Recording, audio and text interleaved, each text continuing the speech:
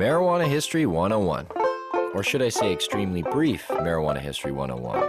It's big, complicated, and we'll only be able to scratch the surface, so let's get started. The first thing that strikes one as odd when looking at the history of marijuana, which is also known as cannabis, is how very much legal it once was.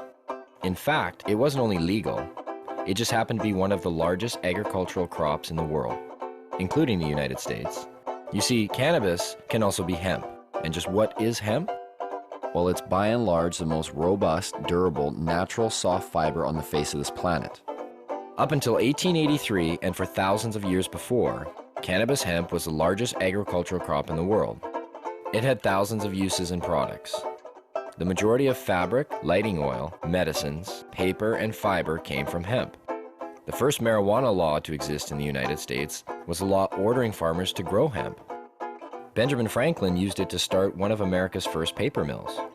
The first two copies of the Declaration of Independence were written on cannabis hemp paper.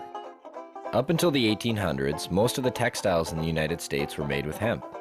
50% of medicine marketed in the last half of the 19th century was made from cannabis. Even Queen Victoria used the resin extracts from cannabis to alleviate her menstrual cramps. But the funny thing about industrial hemp was you couldn't get high from it.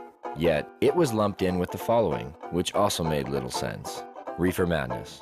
In the early 20th century, yellow journalism had surfaced.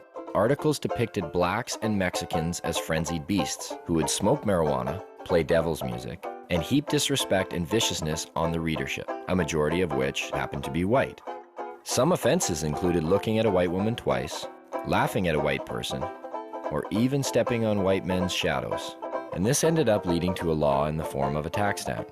A tax stamp that would not only include marijuana, but also hemp and cannabis medicines.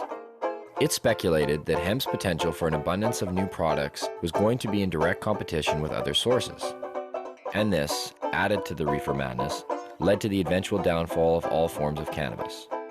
Popular Mechanics magazine had actually prepared an article entitled New Billion-Dollar Crop. Hemp was touted as being able to produce more than 5,000 textile products from its thread-like fiber and more than 25,000 products from its cellulose, ranging from dynamite to cellophane. Its superiority as a source for paper was also becoming known, especially with the development of hemp processing equipment. Now, the new Marijuana Tax Act was all fine and dandy, except for one thing. If you wanted to grow hemp, you needed to buy a stamp, but they weren't giving any out to anybody. And so, in effect, all forms of cannabis became illegal.